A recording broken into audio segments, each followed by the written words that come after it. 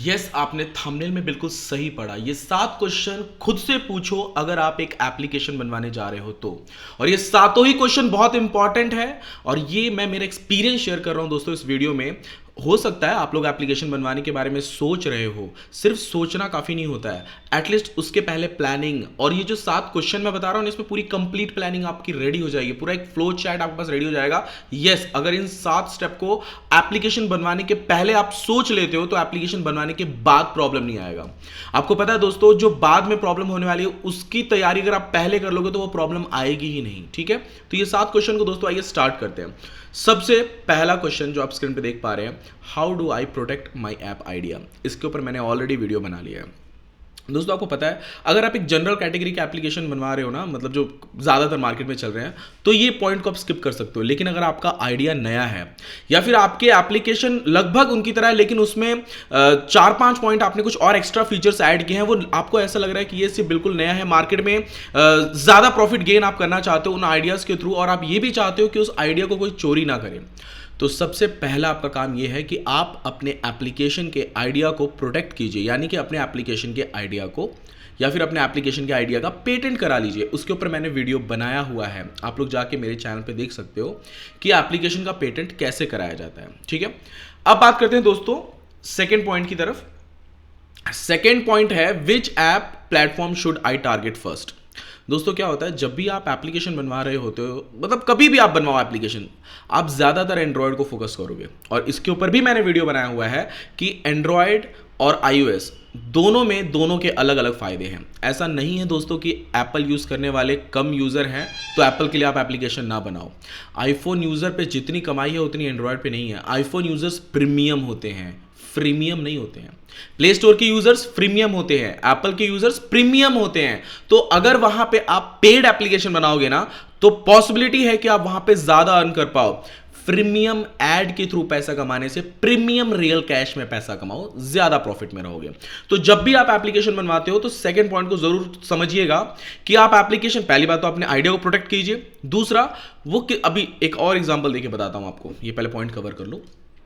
दूसरा कि आप एप्लीकेशन बनवा कौन से यूजर्स के लिए रहे हो, आईफोन यूजर के लिए बनवा रहे हो या एंड्रॉयड यूजर के लिए बनवा रहे हो। आईफोन यूजर के लिए बनवा रहे हो तो जाहिर सी बात है आपका एप्लीकेशन प्रीमियम होने वाला है। सिर्फ एंड्रॉयड यूजर को टारगेट कर रहे हो मतलब प्रीमियम एप्लीकेशन आप बनवाने वाले हो। एग्जांपल के तौर पे क्लब हाउस को आप जानते हो, इसके ऊपर भी मैंने एक वीडियो बनाया हुआ है। क्लब हाउस एंड्रॉयड पे नहीं है, जाके देख लो प्ले स्टोर पे। अभी तो नहीं है जब मैं ये वीडियो बना रहा हूं, अभी तक तो नहीं है। सिर्फ आईफोन यूजर्स के लिए क्लब हाउस है और वहां पे भी यूजर्स ऐसे हैं जिनको इनवाइट किया जाता है। मतलब उसके ऊपर मैंने कंप्लीट वीडियो बना दिया। मैं इस फ्लो को बदलना नहीं चाहता हूं, बस आपको एक फोकस रखना चाहता हूं कि इन 7 क्वेश्चन का आपको ध्यान रखना है। इन 7 क्वेश्चन को पहले खुद से पूछो, तब प्लानिंग करो, तब जाके किसी डेवलपर को अमाउंट पे करो। ठीक है, तो सेकंड क्वेश्चन आपको समझ में आ गया होगा कि विच app platform should I target users. मतलब जब भी आप एप्लीकेशन बनवाओ तो पहले कौन सा आपके टारगेटेड यूजर है, कौन से स्मार्टफोन के लिए आप टारगेट यूजर्स को टारगेट कर रहे हो, ये पहले समझ लो। आईफोन यूजर्स के लिए बनवा रहे हो, एंड्रॉइड के लिए, ये सेकंड पॉइंट है। ठीक है, अब दोस्तों थर्ड पॉइंट की तरफ बढ़ते हैं।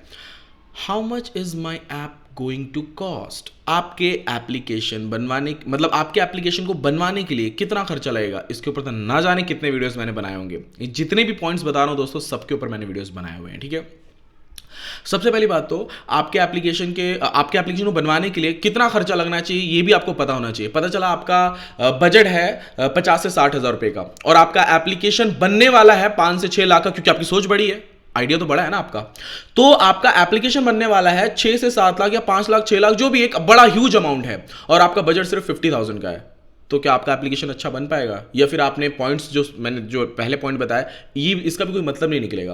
तो कभी भी आपका एप्लीकेशन आप जो बनाने जा रहे हो उसको बनवाने में कितना खर्चा लगने वाला है, ये भी पहले आप डिसाइड कर लो, सोच लो। मार्केट में ना रिसर्च करो कि ये सब एप्लीकेशंस कितने कॉस्ट में बनते हैं, तो उतना बजट अपने पास पहले रखो, अदरवाइज कोई मतलब नहीं निकलेगा। आप डेवलपर से बात करो, घूमो फिरो, वो टाइम वेस्ट है आपका, बाकी कुछ नहीं है। इससे अच्छा बैठो घर पे, गूगल पे सर्च करो आपका जो आइडिया है उस आइडिया के एप्लीकेशन को बनवाने में लगभग कितना खर्चा लग सकता है। आइडिया नया है तो भी लगभग लमसम अमाउंट आप जो टारगेट कर रहे हो यूजर, सिर्फ एंड्रॉइड के लिए कर रहे हो या iOS, उस हिसाब से आप अपना बजट लेकर चलिए, या फिर एक दो डेवलपर से मिलिए, उनसे कॉस्ट को समझिए। एक ही डेवलपर से बात किया, कॉस्ट को समझ लिया, उसने आपको 10 लाख बोल दिया तो क्या 10 लाख पे कर दोगे? ऐसा नहीं होता है। कभी भी कॉस्ट को समझिए, मार्केट वैल्यू क्या चल रही है, मार्केट में और भी बहुत सारे डेवलपर हैं, वो कितना कितना कॉस्ट लेते हैं, इस पॉइंट को समझिए, ठीक है। तो जब आप एप्लीकेशन बनवाने जा रहे हो तो उसके पहले कॉस्ट को समझिए कि इसमें कितना खर्चा लगने वाला है, और उस बजट को अपने पास रखिए। वरना क्या होगा, आपने आधा ही पैसा मतलब डेवलपर को दे दिया, बाद में आधा पैसा देने के लिए आपके पास पैसे ही नहीं है, तो ना डेवलपर आपको खुश कर पाएगा, ना आप डेवलपर को खुश कर पाओगे। फिर आपका पैसा जो आपने दिया वो भी वेस्ट गया, और जो डेवलपर ने अपना टाइम दिया आपके एप्लीकेशन को बनाने के लिए वो भी वेस्ट गया, दोनों का टाइम वेस्ट हो गया, ठीक है। तो इस चीज को जरूर ध्यान रखिएगा। अब बढ़ते हैं दोस्तों चौथे पॉइंट की तरफ। How long will my app take to make? How long my app take to make, इसका मतलब ये है कि आपके एप्लीकेशन को बनने में कितना समय लगेगा। इसके ऊपर मैं एक वीडियो बना दूंगा, ज़रा डिटेल में आपको समझ में आएगा कि एक एप्लीकेशन को बनने में कितना समय लगता है, ठीक है। तो ये इसलिए क्योंकि ये ज़्यादा ज़रूरी है, क्योंकि आपको स्टेप्स पता होने चाहिए कि एक एप्लीकेशन को बनने में आखिर समय क्यों लगता है ज़्यादा, किन किन स्टेप से गुजरना पड़ता है। सबसे फर्स्ट उसका यूआई डिज़ाइन रेडी होता है, ठीक है। उसके बाद में उसके फंक्शनैलिटी के ऊपर वर्क होता है, फिर टेस्टिंग की बात आती है, टेस्टिंग के बाद हम डिलीवर करते हैं, फिर बग्स, बहुत सारी चीज़ें रहती हैं। तो ये बहुत सारे स्टेप्स से गुजरना पड़ता है एप्लीकेशन को। तो कितना समय लगने वाला है ये भी पहले आपको प्लानिंग करके रखना है। ये क्यों प्लानिंग करके रखना है ये भी बता देता हूँ। समझ के चलो आपने प्लानिंग नहीं किया, आपने सोचा अच्छा मेरा एप्लीकेशन मतलब डेवलपर ने आपको बोल दिया 30 डेज में बन जाएगा, आपने 30 डेज की प्लानिंग कर ली कि 30 डेज में आप मतलब आप उसका प्रमोशन करोगे। 30 दिन बाद आप बहुत सारी चीज़ें आपने मन में सोच रखा है, ये इवेंट करूंगा, वो इवेंट करूंगा, प्रमोशन यहाँ करूंगा, वहाँ करूंगा, लेकिन 30वें दिन आपको एप्लीकेशन नहीं मिला तो क्या करोगे? तो कभी भी एप्लीकेशन के लिए जितना टाइम डेवलपर बताता है उसका कम से कम 15 डेज और एक्स्ट्रा आप समझ के चलिए, ठीक है। बग्स विग्स आते रहते हैं एप्लीकेशन में, सॉल्व करने को किसी भी डेवलपर को टाइम लगता है, मैं ही नहीं, किसी भी डेवलपर को टाइम लगेगा ही लगेगा, ठीक है।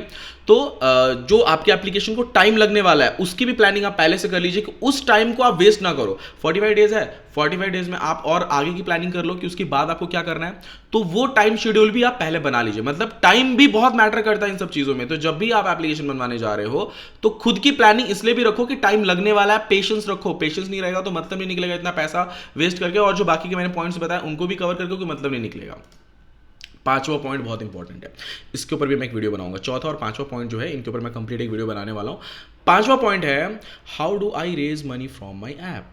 आप अपने एप्लीकेशन के लिए पैसा कैसे उठा सकते हो इन्वेस्टर से, या फिर कहां से रेस करोगे, फंड कहां से रेस करोगे। समझ के चलो आपके एप्लीकेशन को बनाने के लिए 10 लाख रुपए लग रहे हैं, तो क्या 10 लाख रुपए आपके पास है अभी जेब में? अभी लेकर आओगे? अगर डेवलपर ने बोल दिया 10 लाख रुपए तो क्या 10 लाख रुपए पे कर पाओगे? भी नहीं कर पाओगे। मुझे जहां तक पता है 90% जो मेरे सब्सक्राइबर्स हैं वो नहीं कर पाएंगे, ठीक है। तो मतलब ना ऐसा ज़रूरी नहीं है दोस्तों कि आपको एप्लीकेशन बनाने के लिए, एप्लीकेशन बनवाने के लिए पैसे की ज़रूरत पड़ेगी, ये ज़रूरत नहीं, ये ऐसा कुछ ज़रूरी नहीं है। आप इन्वेस्टर फाइंड कर सकते हो, फंड रेस कर सकते हो। फंड कहाँ से रेस करना है, कैसे रेस करना है, इसके ऊपर मैं अलग से वीडियो बना के दे दूंगा। अगर आपका ज़्यादा लाइक इस पर आया तो मैं कल ही वीडियो बना के दे दूंगा वो, ठीक है। ज़्यादा से ज़्यादा लाइक आया तो फंड कैसे रेस करना है और कहाँ से लेना है, कहाँ से उठाना है पैसा, कितने टाइम आप उनको देने वाले हो, ये सारा अमाउंट का भी बजट आपको मतलब कहाँ से रेस करना है, इन सब चीज़ों का बजट आपको लेकर चलना पड़ेगा। और इसकी भी प्लानिंग आपको पहले करनी पड़ेगी। खुद से पहले सवाल पूछो पैसा लाओगे कहाँ से, ठीक है। तब जाके एप्लीकेशन डेवलपमेंट की तरफ बढ़ो। वरना क्या होता है, आधा अधूरा नॉलेज लेके चले जाओगे, फिर वहां पे आपका भी टाइम वेस्ट होगा, डेवलपर का भी टाइम वेस्ट होगा। ये मेरी जो दोस्तों मैं कोई भी पॉइंट बताता हूं तो बहुत सोच समझ के, कि मैं जितने भी आजकल मेरे वीडियोस आ रहे हैं पहले मैं इन पे खुद रिसर्च करता हूं, मेरे एक्सपीरियंस मतलब जो मेरे साथ होता है वो सारी चीजें मैं आपको बता रहा हूं, ठीक है। तो पांचवें पॉइंट को बहुत ध्यान से आप मतलब याद रखो इस चीज को कि पैसा कहां से लाना है। 6th पॉइंट बहुत इंपॉर्टेंट है, how can I keep my app from failing. समझो दोस्तों क्या होता है, कभी भी ना आपको पता होगा एक सिक्के के 2 पहलू होते हैं। वैसे ही कभी भी जब आप एप्लीकेशन बनवाते हो ना, यहाँ पे भी 2 चीज़ें रहती हैं। ज़रूरी नहीं है कि आपका एप्लीकेशन सक्सेस हो जाएगा, इस चीज़ को मानो समझो। आपने कितना भी पैसा अमाउंट लगा दिया ना, तो ये ज़रूरी नहीं है कि आपका एप्लीकेशन सक्सेस हो जाएगा। अगर फेल हो गए तो क्या करोगे, उसकी भी प्लानिंग पहले से रखो। अगर आपका एप्लीकेशन मार्केट में नहीं चल रहा है तो उसकी भी प्लानिंग रखो। एग्जांपल देके बताऊं आपको, टिकटॉक एप्लीकेशन आपको पता होगा, टिकटॉक एप्लीकेशन पहले फेल हुआ था मार्केट में, बाद में वो सक्सेस हुआ। आप गूगल पे जाके सर्च कर लो। टिकटॉक एप्लीकेशन पहले एंटरटेनमेंट की कैटेगरी में नहीं आता था। टिकटॉक एप्लीकेशन बनाया गया था जो एजुकेशन, मतलब एजुकेशन को शॉर्ट किया जाए। लोगों को ना पढ़ने में पहले ज़्यादा मज़ा नहीं आता था, तो ये सोच के टिकटॉक एप्लीकेशन बनाया गया था ताकि वहाँ पे छोटे छोटे शॉर्ट वीडियोस डाला जाए एजुकेशन पर्पस के लिए। छोटे छोटे टॉपिक्स को वहाँ पे डाला जाए ताकि स्टूडेंट्स को इंटरेस्ट आए। और वो 15, क्योंकि आपको पता है आजकल वीडियो कौन देखता है ज़्यादा। आप मेरे वीडियो पे 6वें पॉइंट तक रुके हो, मतलब आपका इंटरेस्ट बहुत ज़्यादा है। वरना लोग मेरे 2-3 पॉइंट देख के जिनको इंटरेस्ट नहीं होगा निकल चुके होंगे, पहला पॉइंट भी बहुत लोगों ने नहीं देखा होगा। तो ऑडियंस रिटेंशन लेना वीडियो के ऊपर बहुत हार्ड रहता है दोस्तों, मेरे को भी बहुत इस पर सर्च करना पड़ता है। तो जो टिकटॉक था उसने एजुकेशन को देके पहले बनाया एप्लीकेशन, लेकिन एजुकेशन में आप सभी को पता है किसको इंटरेस्ट है ज़्यादा, किसी को भी इंटरेस्ट नहीं है। जब वो एंटरटेनमेंट की कैटेगरी में आया टिकटॉक, तो बूम कर गया मार्केट में, सबको पसंद आने लगा, क्योंकि एंटरटेनमेंट सभी किसी को पसंद है, पढ़ाई सबके भेजे में नहीं घुसती है, ठीक है।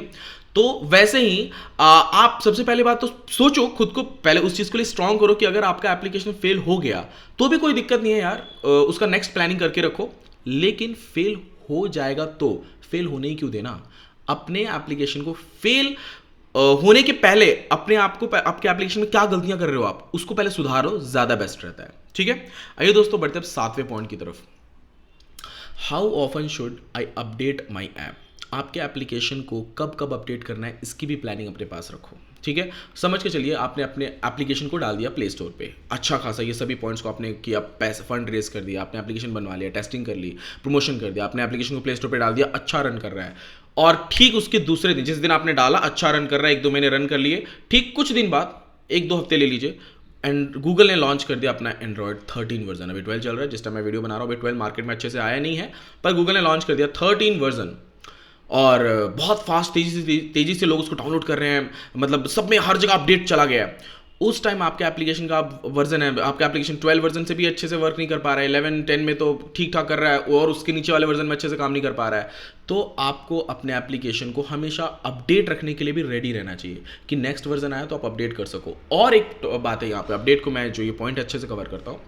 आपने एप्लीकेशन बनाया, यूनिक आइडिया है, आपके कंपटीटर ने फटाफट कॉपी कर दिया, एप्लीकेशन बना लिया थोड़ा बहुत इधर उधर करके, ठीक है। उसने आपसे, आपके एप्लीकेशन से अच्छे 2-3 एक्स्ट्रा फीचर दे दिए अब उसने अपने एप्लीकेशन में। उस टाइम भी आपको रेडी रहना चाहिए कि वो फीचर आप अपने एप्लीकेशन में भी डलवा सको, प्लस कुछ एडवांस दे सको अपने यूजर्स को।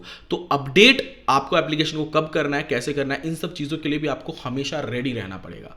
तो ये भी बहुत इंपॉर्टेंट पॉइंट है। अपडेट, अपने एप्लीकेशन को कब अपडेट करना है, कैसे अपडेट करना है, इन सब चीज़ों के लिए भी पहले आपको प्लानिंग कर लेनी चाहिए, ताकि अगर आपका कंपटीटर मार्केट में आ भी रहा है और वो आपके ही आइडिया को चोरी कर रहा है और एप्लीकेशन बना दे रहा है, स्टिल वो सक्सेस ना हो पाए। क्योंकि अगर आप इन 7 पॉइंट पे रेडी हो, अपडेट करने के लिए आप रेडी हो तो आई होप दोस्तों आपको वीडियो पसंद आएगा तो लाइक जरूर कीजिएगा। क्यों? क्योंकि मेरे इसमें 2 पॉइंट, 4th और 5th जो पॉइंट है उसके ऊपर मैं वीडियो बनाना चाहता हूं। इंटरेस्टिंग, मतलब आपको मजा आ जाएगा, इतने डिटेल्ड में आपको मैं समझाऊंगा। और हाँ, अगर आप मेरे चैनल पे नए हो तो चैनल को सब्सक्राइब कर लीजिएगा।